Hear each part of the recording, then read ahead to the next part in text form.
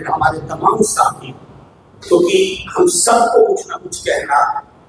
हमें ये कहना है कि हमारे देश के प्रधानमंत्री गरिमा विहीन होते जा रहे हैं दिनों दिन।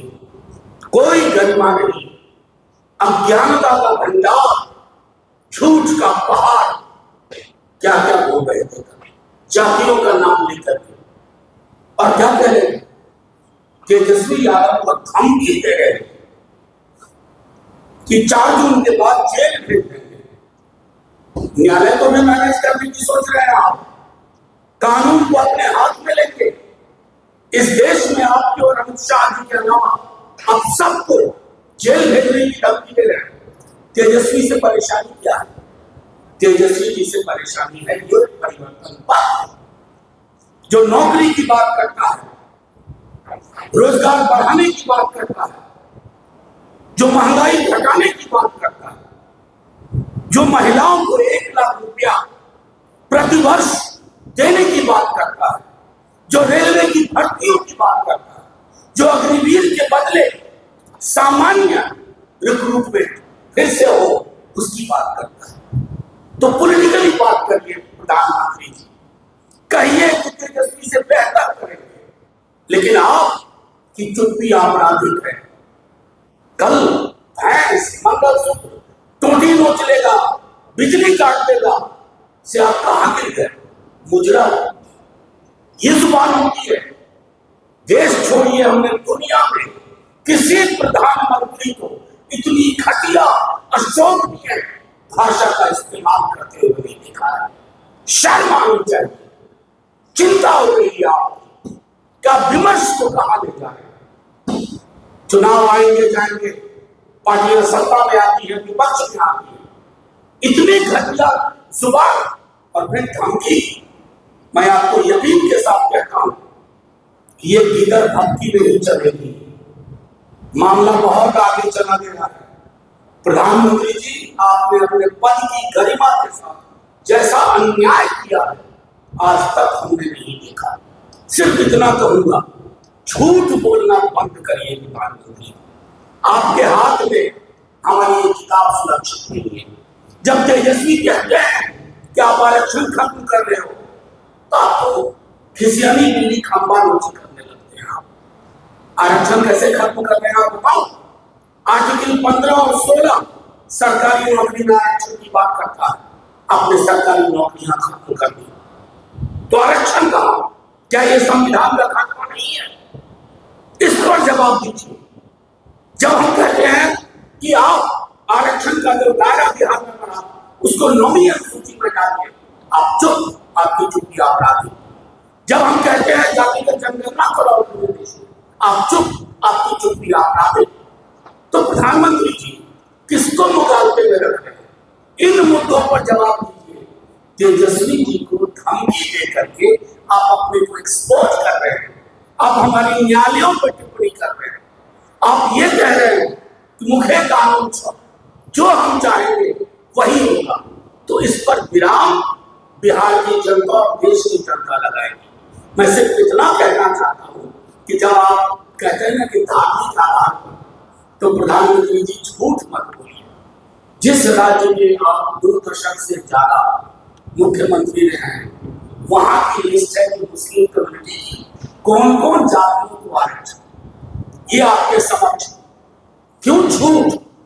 क्यों देश को तोड़ रहे हैं, ध्रुवीकरण कर रहे हैं? मंडल कमीशन की रिपोर्ट नहीं पढ़ी।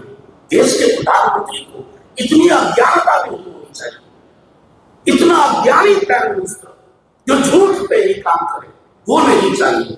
अंत में मैं यही कहूंगा कि प्रधानमंत्री जी, रघुपति राघव राजा राम, सबको सम्मति दे भगवान, लेकिन सबसे पहले आपको जरूरत है, क्योंकि आप कहते हैं दैवीय रास्ते से आए, बायोलॉजिकल जन्म नहीं हुआ।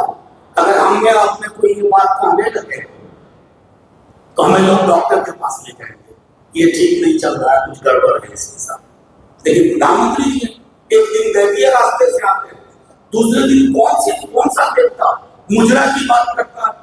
तो प्रधानमंत्री जी बस करिए। अब मैं आग्रह करूंगा हमारे दाहिनी ओर हमारे प्रधानमंत्री मोदी जी, आप बताइए, भले ही देश के प्रधानमंत्री है, बड़े पार्टी के हो सकते हैं, देश के प्रधानमंत्री है, सम्मान करते हैं, लेकिन कंप्यूटर मीटिंग में अगर स्टेटमेंट को दीजिएगा तो प्रधानमंत्री जी कहीं आपको किनारे में भी खड़ा दिखाई नहीं पड़ेगा। हैरानी भी हुई, निराशा भी हुई लोगों को।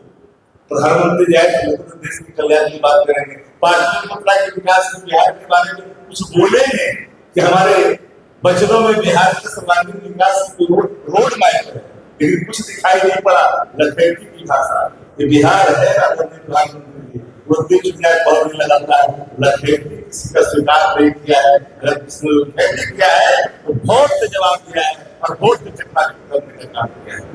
तो साथियों, दुख हुआ है बिहार के लोगों को, दुख हुआ है इस देश के लोगों को, जिनको हम लोगों ने इतने बड़े पैमाने पर राष्ट्र का जिम्मा सौंपा, प्रधानमंत्री बनाया, वोट देकर प्रधानमंत्री के लोगों ने उनकी भाषा है इस देश के लोकतंत्र को कहीं न कहीं थोड़ा कलंकित किया है। ये बात हर कोई मांग रहा है, सुबह घूमता हर समाज के लोग को दुख है। तो प्रधानमंत्री की भाषा, ये प्रधानमंत्री पद की गरिमा का रूप नहीं है। प्रतिक्रिया जीवन में कसौटी है साथियों।